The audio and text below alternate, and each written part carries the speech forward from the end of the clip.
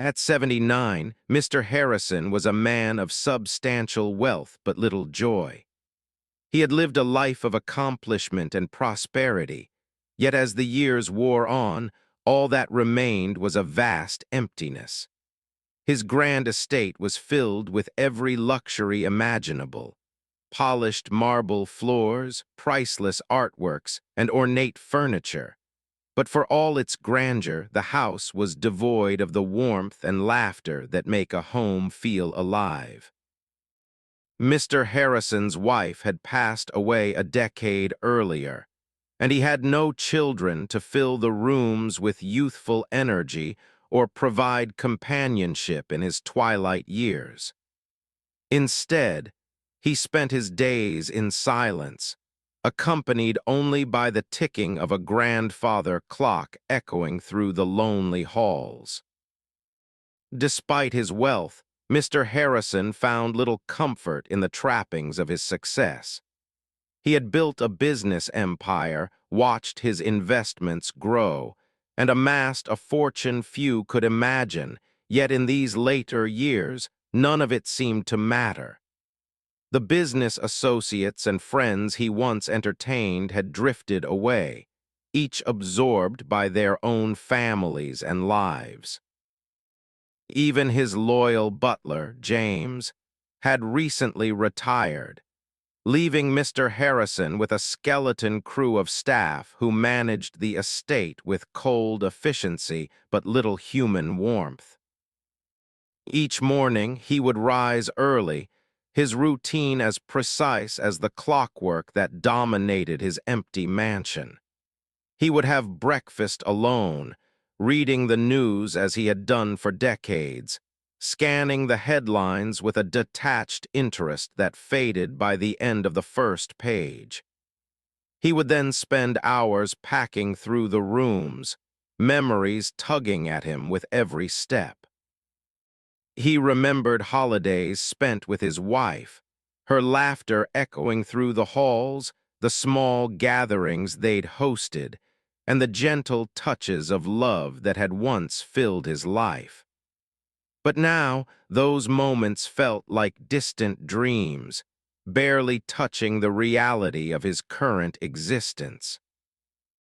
The one activity he looked forward to was his afternoon outing to a small, unassuming cafe nestled in a bustling neighborhood.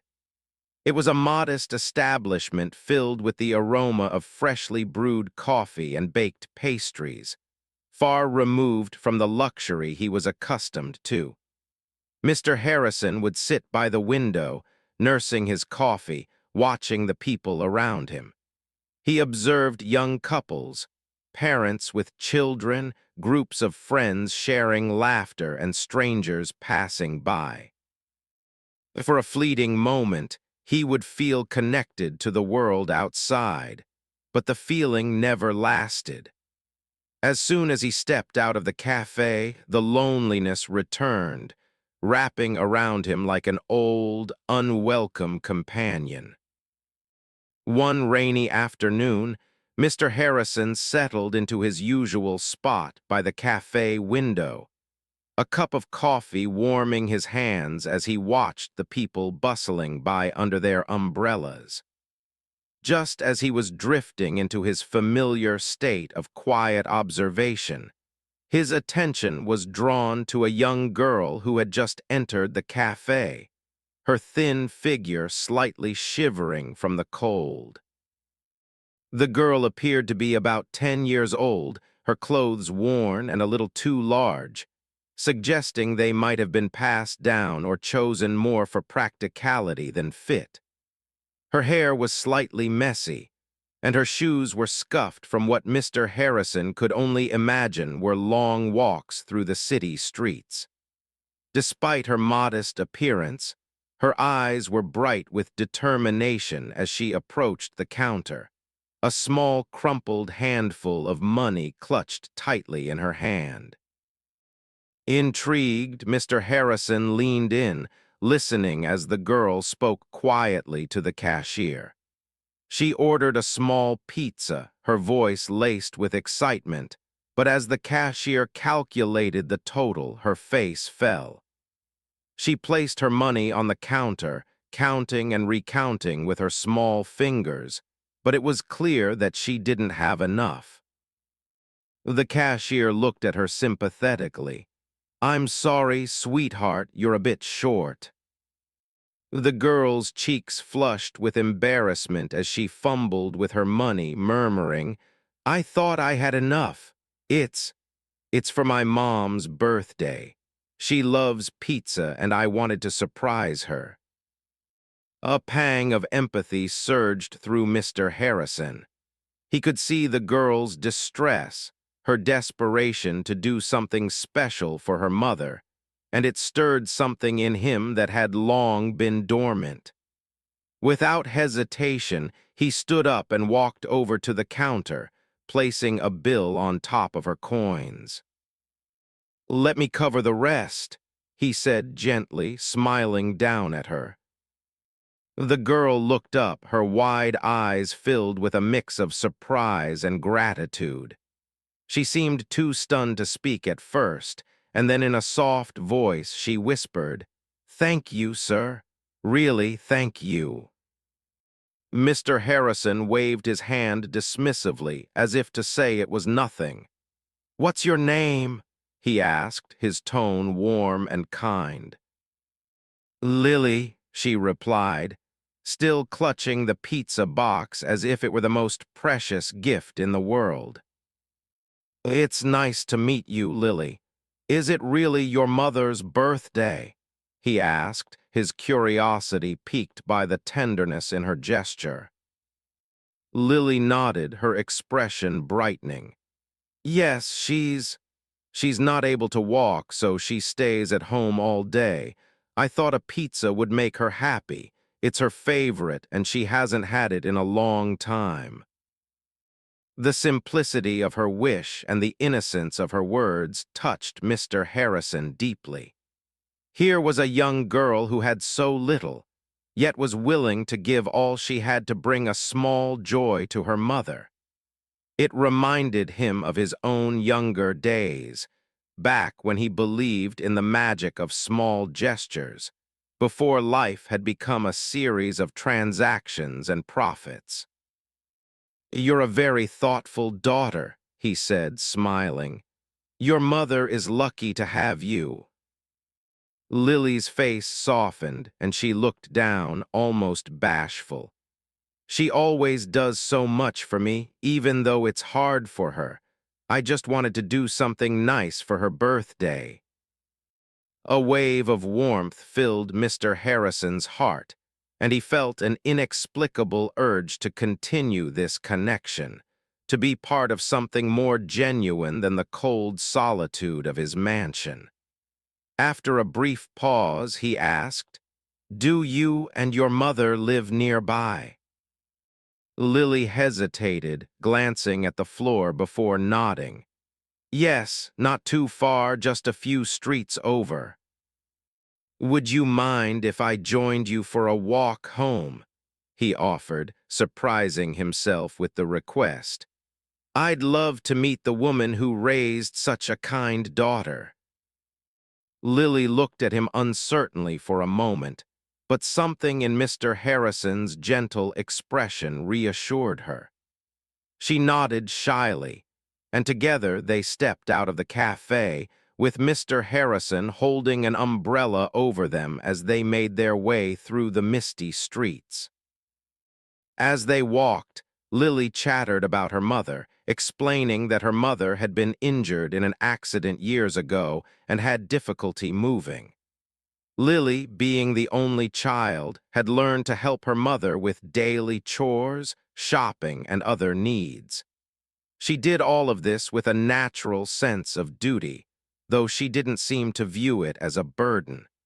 Instead, her voice was filled with pride and love whenever she spoke of her mother. Mr. Harrison listened intently, his heart swelling with a strange blend of admiration and melancholy. The more he learned about Lily's life, the more he realized how isolated he had been from such simple human connections. Here was this young girl, facing challenges he could scarcely imagine, yet full of joy and hope. He, on the other hand, had spent years surrounded by wealth but empty of purpose. When they reached Lily's modest apartment building, she paused at the entrance, looking up at him with gratitude in her eyes. "Thank you again, sir. My mom will be so happy." Mr. Harrison smiled softly. "I'm glad to have helped Lily. Perhaps I could come by sometime and bring her another pizza." Lily's eyes lit up with excitement, but she quickly composed herself, nodding modestly. "I think she'd really like that." He watched as she disappeared into the building, the pizza box in hand, her small frame vanishing into the dim hallway. For a long moment, Mr. Harrison stood outside, his heart filled with a warmth he hadn't felt in years.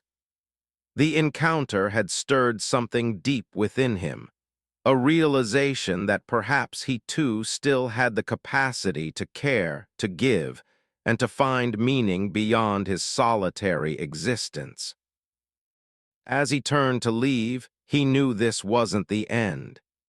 He had felt a connection with Lily that he couldn't ignore, a pull that made him want to know more, to be there for her in whatever way he could.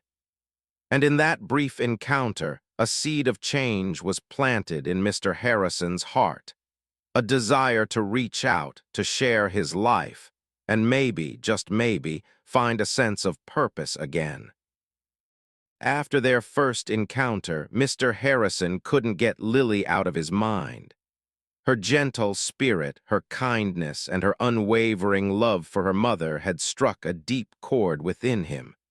She was unlike anyone he had met in a long time, someone who lived with so little, yet had a heart full of generosity. She had reminded him of something he hadn't felt in years: purpose. The next day, Mr. Harrison found himself back at the cafe, hopping to see her again. He sat by the window, sipping his coffee and watching each face that entered, his heart lifting every time a young girl walked through the door. Just when he thought he might leave, the bell above the door chimed, and there she was, Lily, the same small, hopeful figure he had met the day before. Lily noticed Mr. Harrison almost immediately, and a smile lit up her face as she approached his table. "Hello, sir," she said shyly.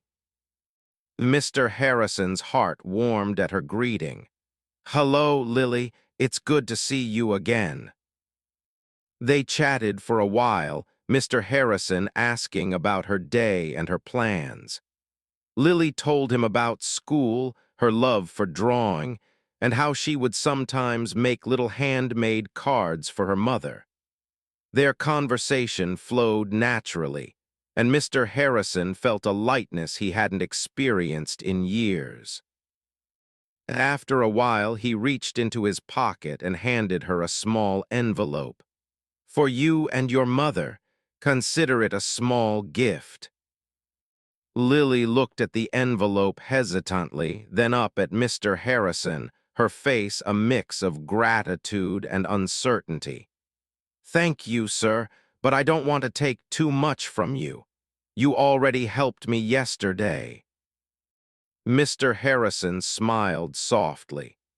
"It's nothing, my dear. I have more than I could ever need, and it makes me happy to know I can make things a little easier for you and your mom."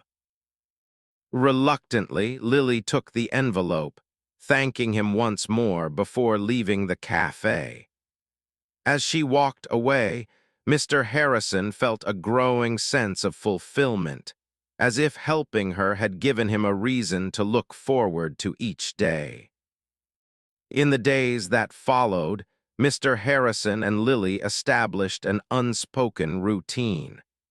Every afternoon, he would wait at the cafe, and soon enough, Lily would show up, her face lighting up with joy at seeing him. They would talk about everything from school to her dreams for the future. Lily confided in Mr. Harrison about her mother's health challenges, explaining how hard her mother worked to give her a normal life despite her own struggles. Mr. Harrison listened to every word, marveling at Lily's resilience and devotion. He learned that her mother had once been a talented dancer, but a car accident years ago had left her partially paralyzed. Ever since, she had been doing what she could to make ends meet, taking on small jobs from home and relying on Lily for daily support. The more he heard, the more invested he became. He started finding ways to support them discreetly, paying for school supplies, arranging for grocery deliveries, even slipping small sums of money into her coat pocket when she wasn't looking. Each gesture, though simple, filled Mr. Harrison's days with purpose, a stark contrast to the cold solitude of his mansion. Over time, their relationship deepened. Mr. Harrison became a figure of support and warmth for Lily, almost like a surrogate grandfather. Lily, in turn, gave him a reason to laugh and smile.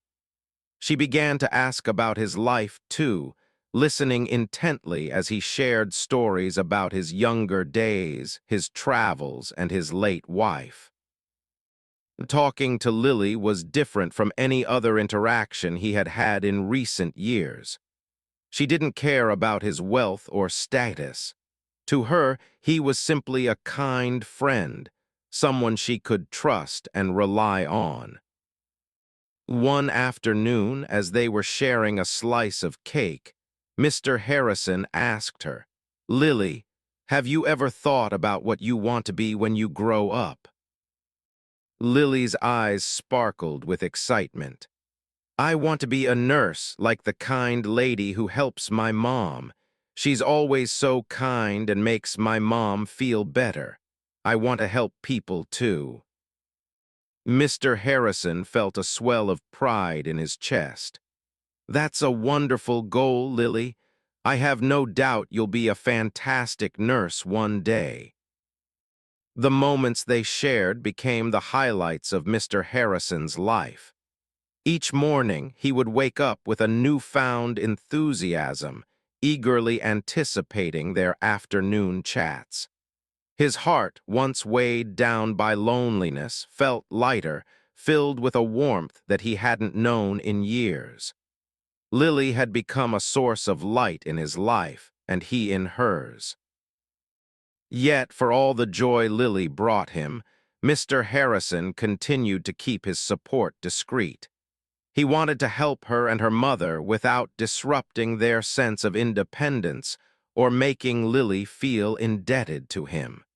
He wasn't just giving her gifts. He was finding meaning in the simple act of giving itself. It was a feeling that no amount of wealth or luxury could replace. One afternoon, he watched Lily leave the cafe, and a thought crossed his mind. What would he do if she ever stopped coming? The thought was unsettling. For the first time in years, he had someone to care for, someone whose presence gave his life purpose. The idea of losing that connection filled him with a fear he hadn't felt in years. But he quickly brushed it aside, reminding himself to savor every moment he had with her. As winter approached, Mr. Harrison decided to give Lily a special gift. He found a beautifully illustrated book on nursing and medicine, a rare find that he knew would inspire her. He wrapped it carefully and waited at the cafe, eager to see her reaction. When she arrived and unwrapped the gift, her face lit up with pure joy. "Thank you, Mr. Harrison," she exclaimed, hugging the book to her chest. "This is the best gift I've ever gotten." Seeing her happiness, Mr. Harrison felt a surge of emotion. Lily's happiness had become his own, and for the first time in years he felt truly alive. Day by day, his heart grew fonder of Lily, and he came to think of her as family. But for now, he was content with the silent role he played in her life, knowing that for once he was part of something real and meaningful. Lily had rekindled a joy he had thought lost forever, a reason to keep going, and a warmth that spread through every corner of his soul. In her laughter, in her stories, and in her gratitude, Mr. Harrison found a reflection of the love he had lost, and with it, a hope that perhaps his life still held the promise of happiness hidden in the gentle, unwavering connection between him and a little girl named Lily. One chilly winter afternoon, Mr. Harrison arrived at the cafe and took his usual seat by the window. But this time something was different. He looked at the clock, noticing that Lily was late. It wasn't like her to miss their afternoon meetings, even when the weather was harsh or she had extra responsibilities at home. Hours passed, and yet there was no sign of her. By the following day, Mr. Harrison's concern grew. The cafe felt empty without her laughter, her stories, and her bright smile. He asked the cafe staff if anyone had seen her, but no one knew where she was. After several days of her absence, his worry turned to fear. His heart weighed heavily with a growing dread that something had happened to the little girl who had brought meaning back into his life. Determined to find her, Mr. Harrison began asking around her neighborhood. Finally, one of the neighbors recognized her and explained in a hushed, sympathetic tone that Lily had fallen gravely ill. She was in the hospital, and her condition was deteriorating. Mr. Harrison's face paled as he listened, feeling a surge of panic that he hadn't experienced in years. Without hesitation, he made his way to the hospital, his heart pounding with worry. When he arrived, he found Lily's mother sitting in the hallway, her face drawn and pale, her hands clasped tightly together as though in silent prayer. She looked up, startled as Mr. Harrison approached, and her eyes were filled with a mixture of exhaustion and despair. He could see that she had been crying. "Are you Lily's friend?" she asked, her voice weak and trembling. Mr. Harrison nodded, his voice gentle. "Yes, I am. I met her at the cafe. She told me so much about you. I've come to see if there's anything I can do to help." The woman looked at him with weary gratitude, her eyes brimming with tears. She explained that Lily had contracted a severe infection, and despite the doctor's efforts, her condition was worsening. She needed more extensive treatment, but the costs were far beyond what her mother could afford. Desperation laced her words as she admitted that she had no one else to turn to, that she was terrified of losing her daughter. Mr. Harrison felt an ache in his heart, the weight of her words sinking in. This little girl, who had so selflessly given all she had to bring joy to her mother, was now fighting for her life, and her mother was utterly powerless to help her. Without a second thought, Mr. Harrison reached out, his voice steady but filled with emotion. "Please allow me to cover the medical expenses," he said softly. "I want to make sure Lily gets the best treatment available." Lily's mother looked at him, her expression a mix of shock and overwhelming gratitude. "But why would you do this for?" "For us," she whispered, unable to comprehend his generosity. Mr. Harrison took a deep breath, realizing that this was the moment to reveal the truth. He couldn't keep his identity hidden any longer. "Because Lily means the world to me," he admitted, his voice cracking. "She brought something back into my life that I thought I'd lost forever: hope, kindness, purpose. I've been helping her quietly, trying not to intrude on your lives, but now, in this moment, I need you to know who I really am." He went on to explain how he had met Lily, the simple act of helping her buy a pizza, and how that small encounter had blossomed into a profound connection.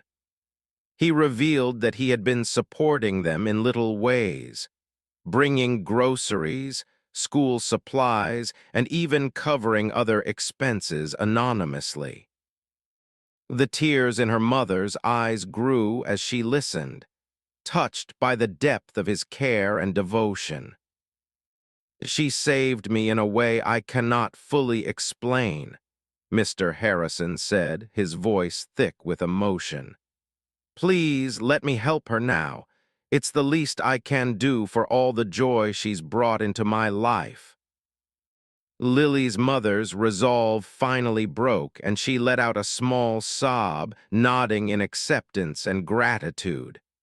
"Thank you," she whispered, her voice choked. "Thank you for everything."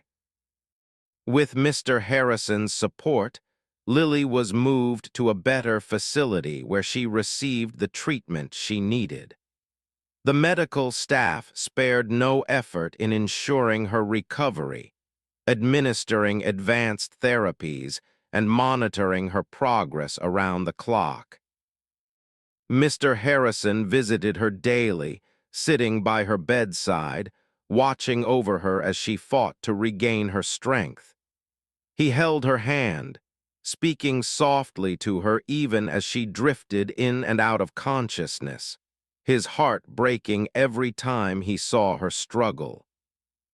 In those quiet moments at her bedside, he was reminded of the profound emptiness that had consumed him before she came into his life.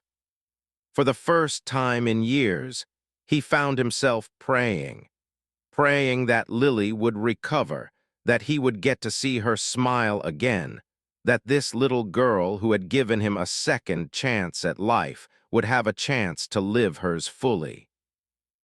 Days turned into weeks, and gradually Lily began to show signs of improvement. Her strength returned, and the color came back to her cheeks. The day she finally opened her eyes and looked up at Mr. Harrison, he felt a wave of relief wash over him, so intense that tears slipped down his face. She looked at him weakly, managing a faint smile. "Mr. Harrison," she whispered, her voice hoarse but filled with warmth. "You stayed, thank you." Mr. Harrison squeezed her hand, smiling through his tears. "Of course I stayed, Lily. I'll always be here for you." Her mother, watching from the corner of the room, placed her hand on Mr. Harrison's shoulder, the weight of her gratitude beyond words.